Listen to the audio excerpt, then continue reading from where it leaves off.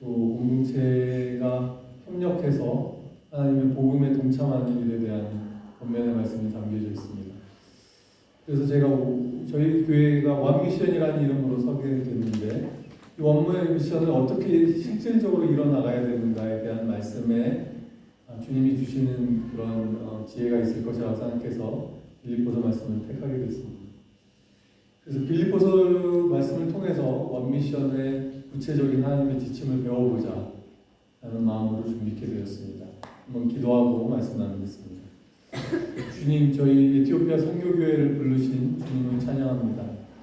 하나님, 이제 말씀하여 주옵소서. 우리가 구체적으로 이 주님이 주신 원미션이라는 이 비전을 이루어나가기에 저희에게 주의 말씀으로 인도하여 주옵시고, 특별히 성령 하나님께서 계시하여 주시고 말씀을 가르쳐 주시고 우리가 마땅히 해야 될 바, 나아갈 바를 우리 공동체가 깨달아 알 수 있도록 축복하여 주옵소서.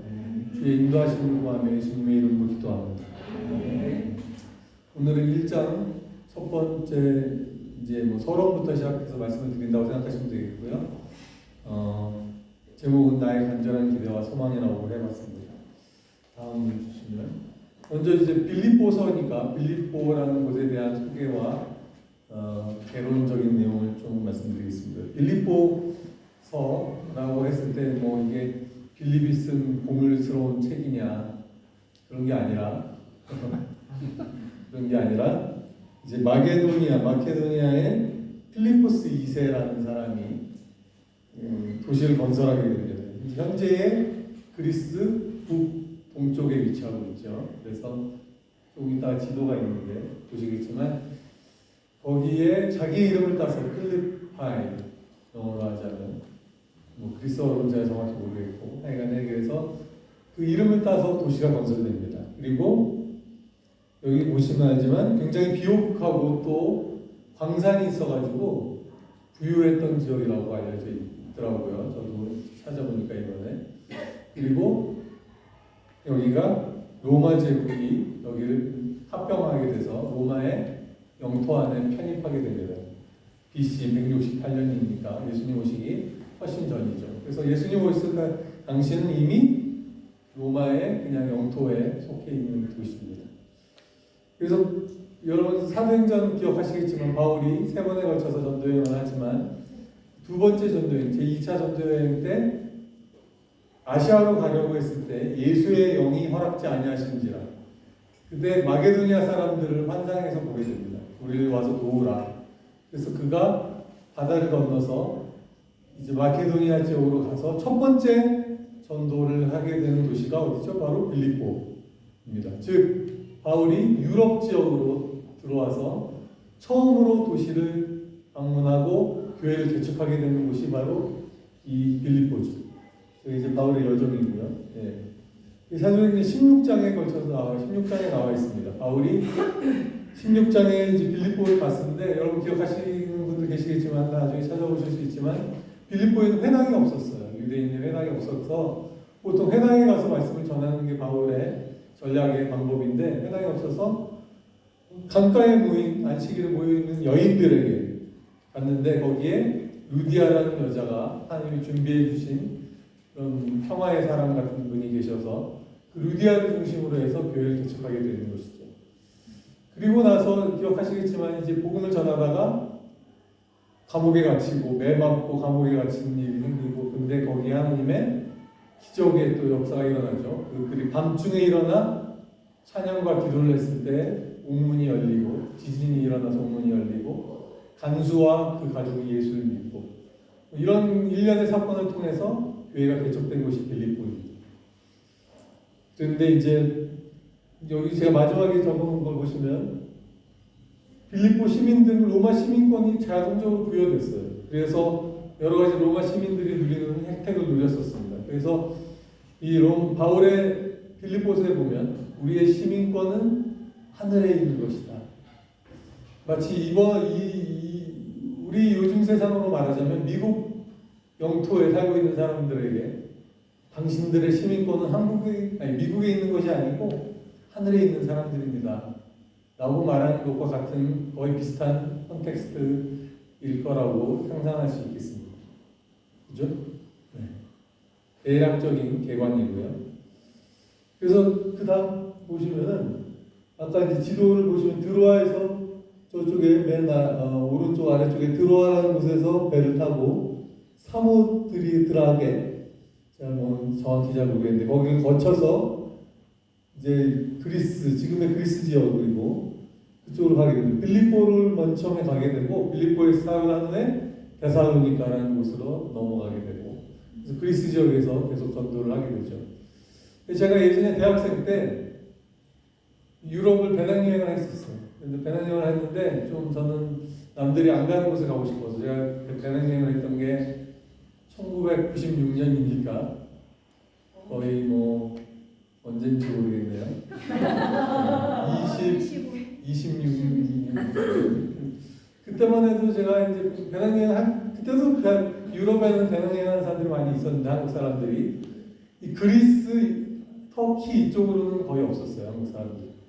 그래서 저는 그걸로 가보고 싶어서 이탈리아에서 배를 타고 그리스로 넘어와가지고 아테네를 가보고 아테네에서 배를 타고 에게해에 있는 뭐 델로스라는 섬도 가보고 거기가 델로스 문명이 되게 발달했던 곳이고 그래서 이제 제가 원래는 터키를 갈 생각이 없었는데 그 그리스에서 아테네에서 만난 유럽 학생들이 야 그리스보다 터키가 훨씬 볼 게 많다고 하는 거예요. 그래서 어떻게 가면 되냐 그랬더니 한 열 몇 시간 기차를 타고 이스탄불까지 갈 수 있다. 유레일 패스로 이게 다 포함된다. 그래서 좋네. 그래가지고 아테네에서 기차를 탔는데 한참을 가다가 중간에 몇 시간 기차역에 서 있다는 거예요. 섰는데 몇 시간 동안 여기 있다는 거야. 한 4-5시간. 그래서 그럼 사람들 다 내려가지고 도시로 나가더라고요. 몇 시까지 돌아오면 된다. 그 기차가 다시 출발하고. 그래서 이 도시가 그리스어로 막 적혀 있으니까 알파벳이 아니라서 물어봤죠. 그랬더니 사람들이 여기가 데살로니가라고 그러더라고요. 그래서 그럼 바울이 세운 교회가 있냐? 사람들이 물었더니 있대요. 그래서 그때만 해도 제가 잘 걷던 시절이라 대학생 때. 그래서 바울이 세웠던 것으로 추정되는 교회를 갔다가 왔었죠. 그래서 이제 이 데살로니가를 거쳐서 그 기차가 국경을 넘어 이스탄불까지 가게 되는 것입니다. 그래서 제가 이스탄불에 가서 또 성경에 나오는 가파도키아니 뭐 이런 데도 가보고 에베소도 가보고 참 뜻하지 않은 성지순례 비슷한 여행을 했었던 기억이 있습니다. 그냥 여담으로 들은 얘기고. 저게 이제 마게도니아라고 써 있는 곳이 그리스 쪽이고 저쪽으로 넘어가면 트라키아 뭐 이쪽으로 넘어가면 이제 터키 쪽으로 넘어가는 게 되겠습니다. 다음 슬라이드를 주시면 그래서 보면 빌립보에서 마게도니아 지방의 12절에 보시면 르뜸가는 도시였습니다. 이미 빌립보는 그 당시에 굉장히 발달된 도시였고 로마의 식민지였고 거기에서 강가에서 루디아라는 사람을 찾아서 복음을 전하게 됩니다. 바울이 거기 보시면 주님께서 그 여자의 마음을 여셔서 그가 바울의 말을 귀담아 들었고 그가 자기 집안 식구들과 함께 세례를 받고 이제 교회가 거기서 시작된 것이죠. 다음 주시죠. 오늘 그 빌립보에 있는 성도들에게 바울이 쓴 편지입니다. 근데 이제 빌립보서가 여러분 아시겠지만 아시는 분도 모르시는 분도 계실 수 있지요. 옥중서신이라고 바울이 감옥에 갇혀서 쓴 네 개의 편지가 있는데 그 중에 하나입니다. 특별히 이제 빌립보서는 바울이 거의 이제 빌립보서 1장의 뒷부분에 보시면은 이제 죽음이 거의 임박했을 것 같다는 마음이 드는 시기에 쓴 편지죠. 그래서 사실은 얼마나 마음이 어려울 수도 있는 상황이 아니겠습니까? 그런데 바울의 글의 표현에 보면 그런 어두움의 구석과 그림자는 전혀 없는 것을 볼 수 있죠. 특별히 기쁨을 강조하고 항상 기뻐하라. 내가 다시 너희에게 권하노니 항상 기뻐하라. 기쁨만 가지고도 이 주제를 관통할 수 있는 서신서가 바울의 서신서죠. 이 빌립보서 서신서죠. 특별히 오늘 1장 이제 1, 2절을 통과하고 3절을 보시면은 내가 여러분을 생각할 때마다 나는 하나님께 감사드립니다. 내가 기도할 때마다 여러분 모두를 위해서 늘 기쁜 마음으로 간구합니다. 전 3, 4절이 예사롭지 않게 보이더라고요. 보시면은 제가 항상 사도행전을 볼 때도 그런 게 있었는데 여기 보면 바울이 내가 당신을 기억할 때마다 all remembrance of you, always in every prayer, always, all, every, 그리고 당신 너희들 모두를 위하여 기도할 때마다 for you all, 즉 항상 이 복음, 우리가 믿는 복음은 빠지는 게 없고 항상이고 때마다고 기도할 때마다고 너희들 모두를 위해서 기도하고 근데 늘 기쁜 마음으로 합니다. 즉 그의 마음에는 그림자와 어두운 구석이 없는 것처럼 왜 없지 않았겠죠. 그도 마음에 괴로울 때도 있고 어두운 구석이 있었겠지만 그는 항상 기쁨으로 너희를 위해 간구한다. 그리고 내가 여러분을 생각할 때마다 감사하다. 그 감사를 한다는 말은 결국은 기도를 드린다는 말 아니겠습니까? 그러니까 이 바울에게 빌립보는 특별한 곳이었겠죠. 왜냐하면 그가 유럽을 가서 처음으로 교회가 개척된 곳이고 그것도 아주 드라마틱하게 막 지진이 일어나서 옥문이 열리면서 하나님의 역사로 교회가 개척된 곳이니 얼마나 특별하겠습니까? 근데 이들을 위해서 생각할 때마다 기도하고 기도할 때마다 너희들 모두를 위해서 기도하며 그렇게 너희를 위해 기쁨으로 간구한다라고 말하고 있는 것이죠. 저희가 어떻게 기도하는지 그리고 사람들을 생각할 때 어떤 마음으로 우리가 사람들을 생각하는지가 돌이켜보게 되더라고요. 제 자신이. 그죠? 근데 그 이유를 바울이 설명하기를 여러분이 첫날부터 지금까지 복음을 전하는 일에 동참하고 있다. 이것도 굉장히 저는 이번에 말씀을 보면서 새롭게 다가왔어요. 1장 6절이 되게 유명하잖아요. 너희 가운데 착한 일을 시작하시니가 그리스도 예수의 날까지 이루실 줄로 확신한다. 저는 그 말만 너무 마음에 꽉 꽂혔는데 3, 4, 5절이 너무 새롭게 다가오는 거예요. 바울이 이렇게 늘 한결같이 기쁜 마음으로 빌립보 교인 모두를 위해서 기도했구나. 그리고 또 빌립보 사람들은 바울은 뭐라고 말하냐면 첫날부터 여기 좀 특별하게 다가오더라고요. 첫날부터 복음을 전하는 일에 그들이 동참했다. 언제까지? 지금까지. 그러니까 그럼 우리 에티오피아 선교교회는 저희가 이제 아까 목사님 광고 시간에도 나왔지만 전도하겠다고 이제 기도하고 있는데 기도만 하고 있고 아직 동참하고 있지 않은 상황이 아닌가. 주님이 우리를 부르심에 우리가 동참해야 되겠구나. 하나님이 우리에게 주시는 첫 번째 메시지는 내가 너희를 위해서 기도하고 항상 내가 너희 기억한다. 왜냐하면 너희가 복음을 들은 첫날부터 이 복음을 전하는 일에 동참하고 있기 때문에. 아멘. 그 맥락에서 1장 6절이 나오더라고요. 제가 보니까. 그냥 선한 일이라는 게 뭐 그냥 하나님의 구원의 역사로 해석할 수도 있습니다. 제가 주석을 몇 개 찾아보니까 두 가지 해석이 다 가능하다는 쪽이 많을 것 같아요.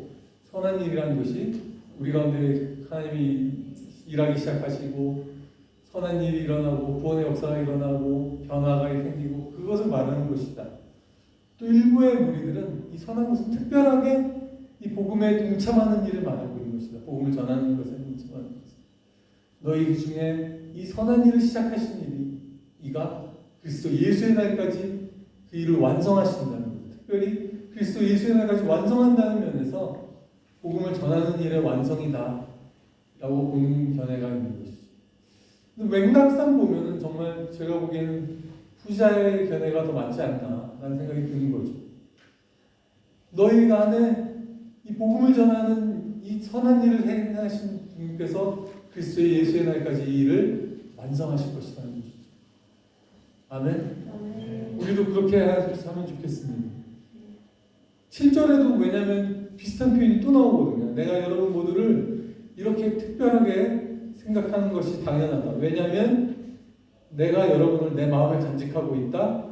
왜냐하면 또 내가 감옥에 갇혀 있거나 복음을 디펜스하고 변호하고 그것을 복음을 확증하는 모든 일에 내가 받은 은혜에 여러분이 동참하고 있다. 그러니까 빌립보 사람들이 그냥 내가 너희를 전도했으니까 내가 너희를 도와주겠다라고 한 너희에게 편지 써서 보낸다는 것이 아니라 빌립보 사람들은 동역자였던 거예요. 복음의 사역에 동력하고 동참하고 그로 인해서 또 받는 은혜에 또한 동참했던 사람들인 것이죠. 그렇기 때문에 내가 너희의 무리가 내 마음에 늘 있는 거야. 내가 너희가 이렇게 특별한 사람들인 거야 라고 말씀하고 있는 것이죠. 그죠? 그러니까 빌립보 교회가 얼마나 특별한 교회겠습니까? 나중에 또 나옵니다만. 이제 다음을 보시죠.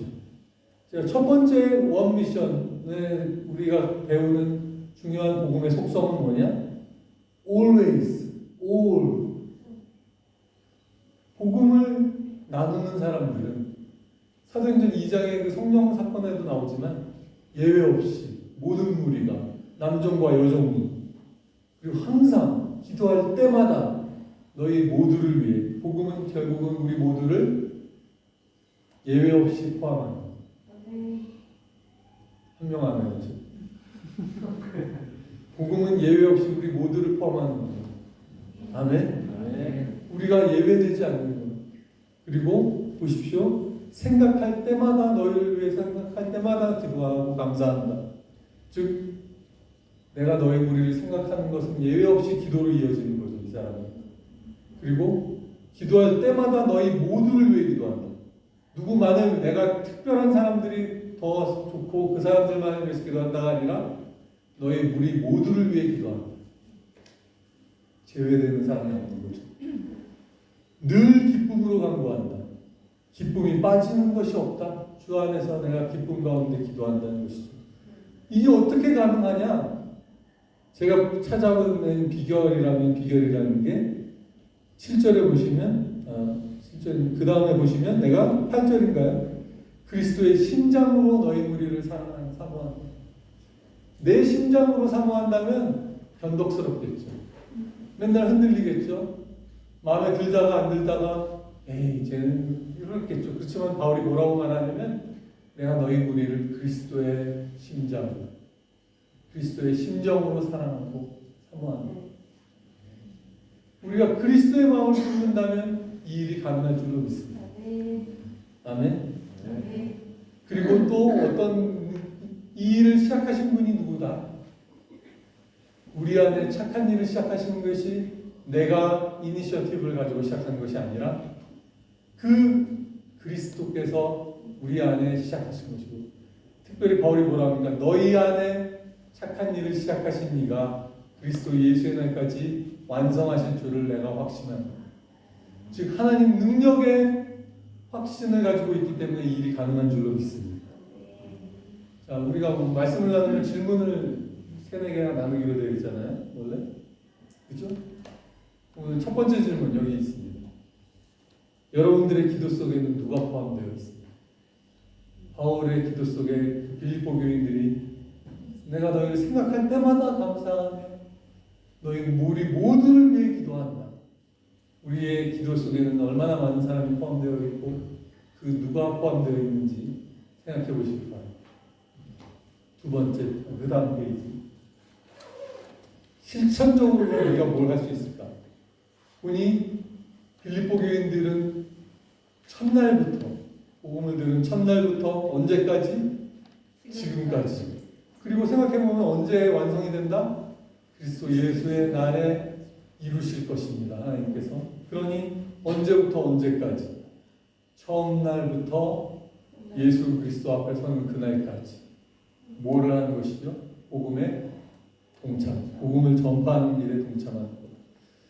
즉 하나님이 우리 공동체에 원미션을 주신 그 실질적인 지침으로 제가 믿음으로 받은 말씀은 역시 우리도 끊임없이 우리의 능력이 많고 적음을 떠나 우리의 연약함을 바라보고 주저앉아 있는 것이 아니라 우리 안에 착한 일을 시작하신 일을 의지하여서 복음 전파하는 일에 동참해야겠군. 아멘입니까 여러분? 네. 아멘 하셨습니다. 우리 에티오피아 선교교회 여러분이 아멘 하셨습니다. 오프데이 없이 제가 첨삭한 겁니다. 오프데이 없이. 또 바울이 뭐라고 그랬습니까? 내가 감옥에 갇히는 일이나 복음을 변호하고 확증하는 일에 너희가 그 내가 받는 은혜에 동참하는 사람들이 되었다. 즉 우리가 바울의 고난과 바울의 그 복음 전하는 사역과 그렇게 함께 할 수 있다면 바울이 받았던 은혜를 빌립보 교인들도 그 은혜에 동참했듯이 그 주시는 은혜에도 우리가 동참하게 될 것입니다. 아멘. 하나님 주시는 놀라운 은혜, 마치 바울이 빌립보에서 일어났던 일처럼 복음을 전하다가 매맞고 감옥에 갇혔지만 그 일을 통해서 오히려 하나님께서 옥문을 여시고 간수의 가족의 모두를 구원하셨던 것처럼 그 하나님의 은혜를 우리도 체험하게 되고 동참하게 될 줄로 믿습니다. 그리고 바울이 뭐라고 말합니까? 내가 그리스도의 심장으로 너희를 사랑한다. 우리의 사랑은 얼마나 뜨겁습니까? 우리의 사랑은 무슨 사랑으로 이루어져 있습니까? 우리 가운데 주의 심장을 주십시오. 그리고 바울의 그 또 그리스도의 심장으로 사랑할 수 있는 비결은 내가 너희 무리를 생각할 때마다 하나님께 감사해. 그가 생각하는 것이 그냥 생각으로만 그치는 것이 아니라 늘 하나님을 향한 감사와 기도로 이어졌기 때문에 그의 사람들을 향한 마음이 그리스도의 마음으로 변했었겠죠. 즉 우리도 생각할 때마다 사람들을 품을 때마다 감사와 기도로 우리의 생각을 마무리 지어야 되겠구나. 즉 우리의 기도를 더 많이 중보와 간구에 힘써야 되겠구나. 더 많은 우리 지체들을 우리 기도에 품어야겠구나. 그죠? 두 가지. 첫 번째 나오는 실천 지침이라고 제가 묵상하면 뽑아봤습니다. 그 다음 구절부터 보면요. 사실 그 다음에 보면은 바울의 기도에 보면 너희 그 빌립보 교인들을 축복하면서 너의 사랑이 점점 더 풍성하여져서 지극히 선한 것을 분별하는 것에 이르기를 원한다. 제가 오늘 그것을 뺐습니다만 저는 그 부분을 묵상해 보니까 사랑이 풍성해지는데 점점 더 풍성해져서 그 다음에 뭐라고 하는지 아십니까? 선한 것을 분별하는 것에 이르기를 원한다.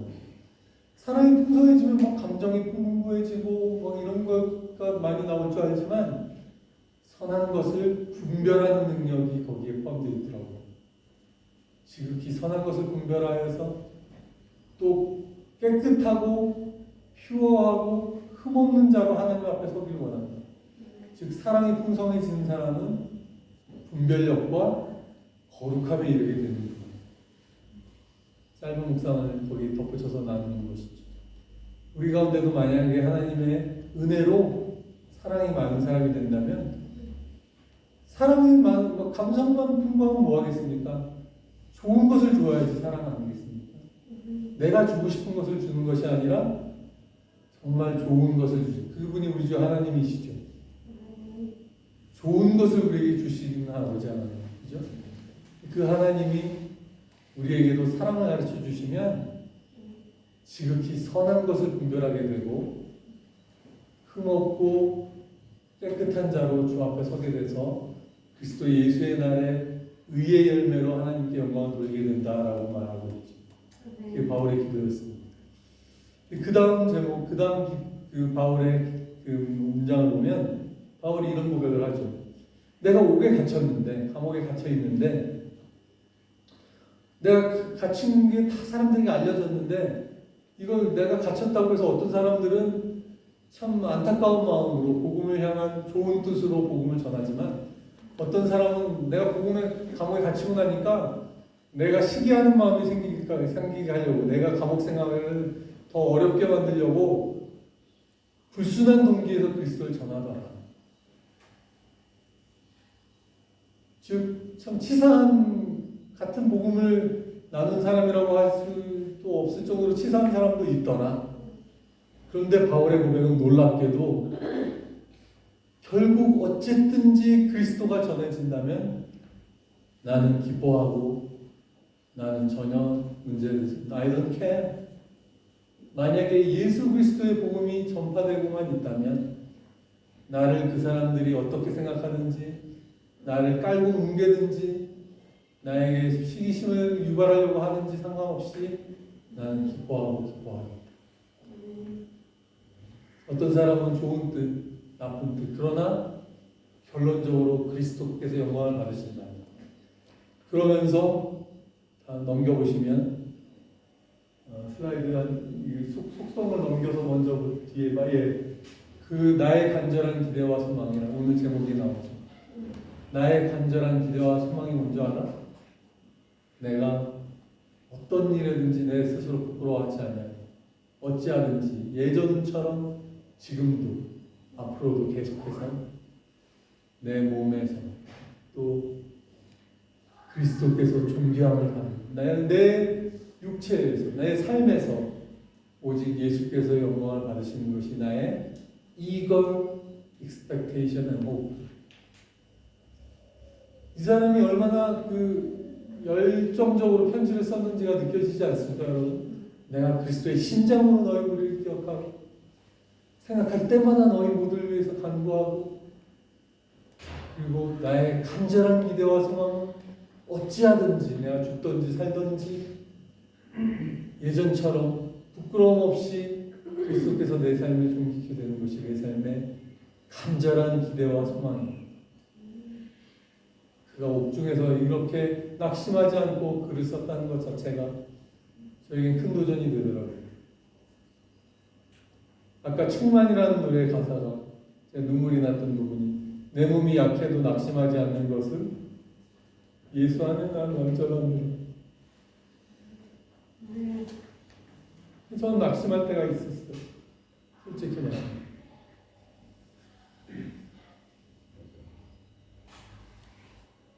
근데 바울은 여기 제가 써놨지만 이 옥중 서신이거든요. 다음 슬라이드는 앞 슬라이드로 보면 좀 전에 슬라이드. 이거. 예, 여기 보면은 옥중 서신 중 하나인데 기쁨, 기뻐하라. 너희는 이게 16번 나옵니다. 이 편지. 나중에 생각해보시면 이 4장밖에 안 되는 이 짧은 편지에 기뻐하라. 내가 다시 말하노니 항상 기뻐하라. 근데 자신은 어떤 상황인지 아십니까? 내가 죽는 게 나을지 사는 게 나을지 실은 나에게는 죽는 게 더 나을 수도 있어. 이렇게 말하고 있는 상황이에요.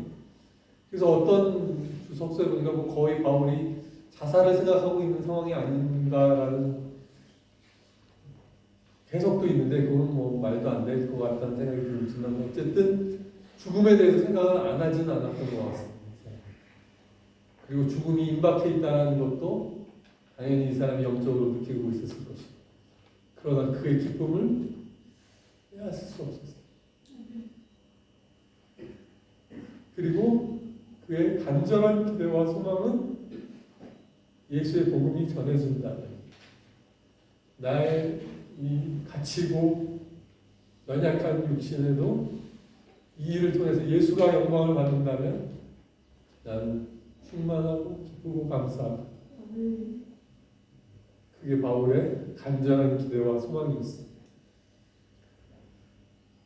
자, 원미션 두 번째 중요 속성은 중요한 게 나입니까? 그리스도이십니까? 바울이 만약에 자기가 자기 생각의 중심이었다면 자기가 정말 중요하게 여기는 것의 중심이었으면 화가 나고 자기를 시기해서 복음 전한 사람 보면 믿고 상처받고 그랬을지 모르겠어요. 그러나 그 사람은 그런 일로 상처받지 않았어요. 왜냐하면 그의 관심사의 가장 가운데는 예수 그리스도가 계셨습니다. 복음이 전해지는 것이 그에게는 가장 중요한 가치였기 때문에 어찌하든지 그리스도가 전해진다면 나는 기쁘고 상관없다. 내가 나의 삶의 중심에 있지 않고 그리스도가 중심에 계신 인생이 상처받게 되기는 매우 어려운 것입니다. 삐지고 상처받고 하는 일은 다 내가 어떻게 될까봐 생각하자 오는 일이죠. 그의 유일한 관심사는 예수께서 전해지기만 한다면. 자, 여기 두 번째 질문 생각해보세요. 두 번째 질문. 여러분의 기쁨의 근원과 그 이유는 무엇입니까? 어쩔 때 기쁘십니까? 복음이 전해질 때 기쁘십니까? 아니면 내가 드러날 때 기쁘십니까? 또 반대의 경우가 있겠죠. 무엇 때문에 내가 화나고 열받고 상처받고 마음 삐지게 됩니다. 그걸 보면 무엇이 내 생각과 사고와 나의 생각 세계, 나의 월드에, 나의 세계의 중심에 있는지를 드러내는 거게 되겠죠. 다음 주십시오. 실천. 아까 두 가지 실천 지침이 있었죠. 하나는 복음에 동참하자, 복음 전파에 동참하자. 기도로 사람들을 더욱더 품고 기도하고 중보하자. 셋째는 우리의 인생의 주도권, 나입니까? 그리스도십니까?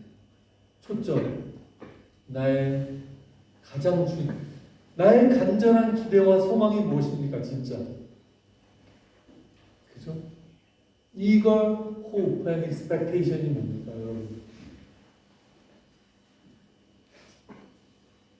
그것이 우리의 인생의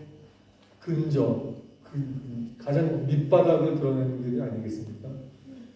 우리가 쉽게 상처받지 않고 섭섭해하거나 서운해하지 않을 수 있는 것은 내 삶이 그리스도께 드려진 사람이라. 바울이 뭐라고 말합니까? 내게 사는 이는 그리스도니 내 죽음도 유익합니다. 이 사람에게 어떻게 상처 만들겠습니까? 내가 죽어도 유익하다는 사람에게. 그죠? To live is Christ and to die is gain. 이런 말을 들어요. 예수 복음으로 살고 죽고 울고 웃는 자가 기독교입니다. 자, 원미션 우리가 생각하지 않습니까? 우리가 어떻게 원미션을 이루고 있습니까? 우리가 다 같이 결국은 같은 것을 바라보고 나아가지 않고 어떻게 원미션을 하겠습니까? 우리의 초점이, 포커스가, 우리의 시선이 어디? 우리의 믿음의 창시자요, 우리의 믿음의 완성자이신 그리스도께 고정되어야 되지 않겠습니까? 우리서 기도의 말씀. 자, 세 번째 질문. 여러분, 우리의 간절한 기대와 소망은 무엇입니까? 지금 여러분이 가장 바라는 바가 무엇입니까? 자, 마지막 슬라이드. 기도하기 전에. 그렇다면 무엇을 결심할 것인가? 너무 거창합니다. 복음 전파에 실제로 동참하자. 실제적으로 동참하는 우리가 되자. 모든 이들, 특별히 우리 믿음의 지체들을 위해 더욱 포용과 기도에 힘쓰고 중보로 나아가자. 주님 앞에서 삶의 목표와 희망사항들, 우리의 꿈과 바람을 점검하고 예수님께 우리의 인생의 초점이 맞춰져 있는지를 보고 만약에 아니라면 방향전환. 이것이 바로 회개죠. 회심이죠. 우리의 마음을, 우리의 인생을 그리스도께 드리는 나아가는 저와 여러분 되기를 소망합니다. 같이 한번 기도하시겠습니다.